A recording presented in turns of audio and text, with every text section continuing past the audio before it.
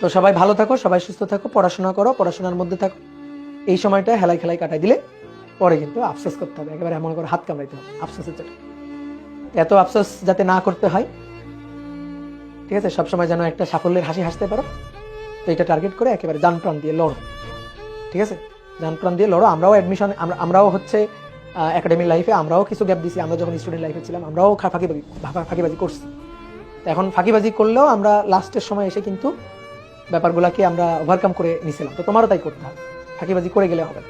দেখবা তোমার সাথে তোমার বন্ধু ফাঁকিবাজি করছে, খুবই ফাঁকিবাজি করছে, তুমিও ফাঁকিবাজি করছো, কিন্তু তোমার বন্ধু কিন্তু এই সময় এসে কোপ দিয়ে দিবে, ঠিক আছে। আর তোমাকে বলবে কিছুই পড়তেছি না, কিছুই পারতেছি না, এরকম বলবে, কিন্তু এরকম বন্ধু আছে, ঠিক আছে। পরীক্ষায় গিয়ে দেখবা ও ফিজিক্সে পেয়ে বসে আছে 98, আর তুমি মনে করো টানে টুনে পাস করতেছো, তাহলে হবে?